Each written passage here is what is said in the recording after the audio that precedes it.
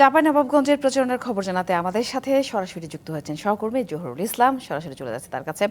জহুরুল, প্রার্থীরা কি কি প্রতিশ্রুতি দিচ্ছেন, এছাড়া সব মিলে প্রচারণা কেমন দেখছেন জানাবেন।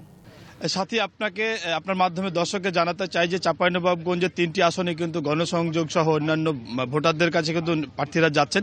আমরা এখন আছি চাঁপাইনবাবগঞ্জের সদর উপজেলার গোবরাতলা ইউনিয়নে। এখানে চাঁপাইনবাবগঞ্জ 3 আসনের বিএনপির মনোনীত প্রার্থী একজন কিন্তু গণসংযোগ করছে। আমরা সেখানে কথা বলার চেষ্টা করব। এখানে তারা কি ধরনের প্রতিশ্রুতি দেয় সে বিষয়ে আমরা জানার চেষ্টা করব। এই চাঁপাইনবাবগঞ্জের যে আসনটি আছে সেই আসনটি মূলত হচ্ছে যে এই সদর উপজেলা নিয়ে গঠিত। এই সদর উপজেলা নিয়ে গঠিত এই আসনে কিন্তু বিএনপির মনোনীত প্রার্থী কিন্তু গণসংযোগ করছেন। আমরা একটু গণসংযোগের ছবি দেখানোর চেষ্টা করছি এবং সে যে গণসংযোগ করছেন এবং কি ধরনের প্রতিশ্রুতি দিচ্ছেন সেটা কিন্তু আমরা একটু তার কাছে জানার চেষ্টা করব। আপনি তো গণসংযোগ করছেন এবং সে সাথে হচ্ছে যে মানুষের দ্বারে যাচ্ছেন, মানুষের সাড়া কেমন আছে বলে আপনি একটু জানাবেন। মানুষের সাড়া সকাল 9টা স্বতঃস্ফূর্ত, বিশেষ করে এখানে 90% আমাদের মহিলারা উপস্থিত। আমাদের এই অঞ্চল হচ্ছে অত্যন্ত কৃষি নির্ভর এলাকা। আবাদ শুরু হয়ে গেছে, যে কারণে পুরুষ লোক সব এখন মাঠে আবাদে চলে গেছে। তাদের স্ত্রীরা, তাদের কন্যা সন্তানরা সব এখানে রয়েছে। এই এলাকায় বিএনপির দুর্গ এবং এলাকার এই সেচ ব্যবস্থা উন্নয়নে আমি বিগত সময় থেকে এলাকার কৃষকদের চাহিদা অনুযায়ী সেচের পানি পৌঁছে দেওয়ার ব্যবস্থা করেছি। এলাকার রাস্তাঘাট নির্মাণ, এলাকায় রাবার ড্যাম, মহানন্দা নদীতে পানি সংরক্ষণ, এই সমস্ত কাজ করার ফলশ্রুতিতে এলাকার মানুষ আমার প্রতি ব্যাপক আস্থাশীল এবং আগামী নির্বাচনে ইনশাল্লাহ ধানের শীষকে তারা ব্যাপক এবং বিপুল ভোট দিয়ে বিজয়ী করবে বলে আমি বিশ্বাস করি। আমাকে অতীতেও 5 বার নির্বাচিত করেছে, এবার 6ঠবারের মতো তারা আমাকে ভোট দেওয়ার অপেক্ষায় অধীর আগ্রহে রয়েছে ইনশাল্লাহ। একটু বলবেন আপনাকে কেন ভোট দিবে জনগণ, একটু বলবেন। আমাকে ভোট দিবে তার কারণ আমি জনগণের বন্ধু, জনগণের দুঃখে সুখে, জনগণের বিভিন্ন সমস্যায় তাদের পাশে থাকি। আমরা একটু জানছি যে আপনি কি ধরনের মানুষজনকে প্রতিশ্রুতি দিচ্ছেন এই আগামী নির্বাচিত যদি হন, তাহলে সেটা কি কাজ করবেন। আগামী নির্বাচনের মধ্যে আমার অন্যতম প্রায়োরিটি একটি ওয়ার্ক থাকবে যে আমার এলাকাকে কৃষিতে ব্যাপক অগ্রসর এবং উন্নত করব। এই জন্য আমি কৃষকদেরকে প্রশিক্ষণের আওতায় নিয়ে আসব এবং সেচের পানি যেন কৃষকরা স্বল্প মূল্যে, সার, বীজ, কীটনাশক এগুলো যেন তারা ন্যায্য মূল্যে পায়। নায়াসিনামাইড ও স্যালিসাইনিক সমৃদ্ধ লিলি ফেস ওয়াশ যা ফেসের ডেড স্কিন সেল দূর করে দেয় দ্বিগুণ ফাস্টার ব্রাইটেনিং। তার জন্য আমরা কৃষকদেরকে ফার্মার্স কার্ড প্রবর্তনের ব্যবস্থা গ্রহণ করব। Thank you. আমরা একটু বলতে চাই যে চাঁপাইনবাবগঞ্জ সদর উপজেলায় এই আসনটিতে প্রায় হচ্ছে যে 4,63,000 লোক এবার ভোট দিবেন বলে আমাদেরকে নির্বাচন কর্মকর্তা জানিয়েছেন। এই ছিল সর্বশেষ তথ্য আমাদের কাছে।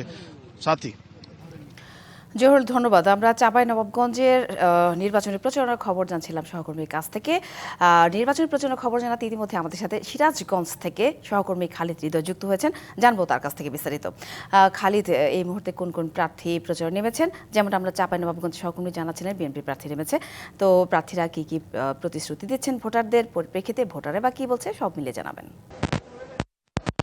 সাথী, ধন্যবাদ আপনাকে। আসলে সিরাজগঞ্জে কিন্তু নির্বাচনী প্রচারণা যেদিন থেকে শুরু, সেদিন থেকে কিন্তু সিরাজগঞ্জের নির্বাচনী প্রচারণা আসলে খুবই জমজমাট ভাবে চলছে। সেই ক্ষেত্রে সিরাজগঞ্জের 6টি সংসদীয় আসনে 3 জন স্বতন্ত্র প্রার্থী সহ মোট বিভিন্ন দল মনোনীত মোট 39 জন প্রার্থী কিন্তু এবার প্রতিদ্বন্দ্বিতা করছে। তো এই প্রচারণার দিন থেকেই কিন্তু আসলে প্রত্যেক দলের প্রার্থী কিন্তু আসলে নিজ নিজ প্রচারণা চালাচ্ছেন, প্রত্যেক এলাকায় যাচ্ছেন। তো সেক্ষেত্রে আমি এই মুহূর্তে দাঁড়িয়ে আছি সিরাজগঞ্জের হোসেনপুর এলাকায়। এখানে আসলে নির্বাচনী প্রচারণা চালাচ্ছেন সিরাজগঞ্জ সদর 2 থেকে যে জামাত প্রার্থী রয়েছেন মোহাম্মদ। তো আমরা একটু কথা বলবো তার সাথে। চালাচ্ছেন, আপনার প্রচারণা কেমন চলছে এবং আপনি নির্বাচিত হলে আসলে আপনার প্রতিশ্রুতি কতটুকু বাস্তবায়ন করতে পারবেন? ধন্যবাদ ডিবিসিকে। আপনার মাধ্যমে আমি সিরাজগঞ্জ এবং কামারখন্দবাসীকেও ধন্যবাদ জানাচ্ছি। সকাল থেকেই এলাকায় নির্বাচনী প্রচারণা চালাচ্ছি। খুব উৎসাহ উদ্দীপনার মধ্য দিয়েই প্রচারণার কার্য চলছে। আমরা ভোটারদের কাছে যাচ্ছি, তবে তারা শঙ্কা প্রকাশ করছে যে আমরা ভোট দিতে পারবো কিনা। ইতিমধ্যে আমরা দেখছি যে আমাদের প্রচারণায় যারা অংশগ্রহণ করছে তাদেরকে বাধা দেওয়া হচ্ছে। বিশেষ করে যারা মহিলা কর্মী, তাদেরকে ঘর থেকে বের হতে দিচ্ছে না, তাদের প্রচারণা কাজে অংশগ্রহণ করতে দিচ্ছে না, বিভিন্ন ব্যাপারে হুমকি ধুমকি দিচ্ছে এবং 2-3 জন বোরকা পরিহিতা মহিলা দেখলেই তাদেরকে হেনস্থ করছে। এটা আমি নির্বাচনী সুষ্ঠু পরিবেশের ক্ষেত্রে বড় ধরনের অন্তরায় মনে করছি।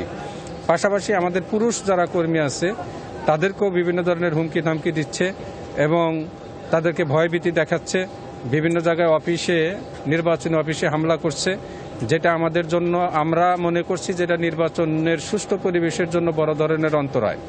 আমরা প্রশাসনের কাছে দাবি করব যে নির্বাচনের সুষ্ঠু পরিবেশ তৈরি করার জন্য এই সমস্ত অন্তরায়গুলোর জন্য দূর করে। সেক্ষেত্রে প্রচারণা যে করছেন, আপনারা রাস্তায় রাস্তায় প্রচারণা করছেন, সারা কেমন পাচ্ছেন? সারা আলহামদুলিল্লাহ খুব ভালো, তবে শঙ্কার মধ্যে দিয়ে মানুষ এখনো আছে। যদি সুষ্ঠু সুন্দর নির্বাচন হয় তাহলে এবারের নির্বাচনে সিরাজগঞ্জে দাঁড়িপাল্লার বিজয় নিশ্চিত ইনশাআল্লাহ। জি, ধন্যবাদ আপনাকে।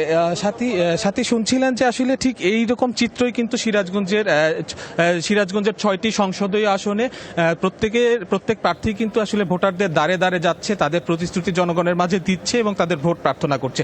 তো সিরাজগঞ্জে এবার কিন্তু প্রায় 27 লাখ ভোটার আছে, যাদের আসলে মানে প্রদত্ত ভোটের মাধ্যমে আসলে এই মানে নির্ধারিত হবে আগামী জাতীয় নির্বাচনের ফলাফল সিরাজগঞ্জ থেকে। তো এই ছিল সিরাজগঞ্জ থেকে ভোটের প্রচারণার সর্বশেষ। জান্নাত, ধন্যবাদ খালিদ।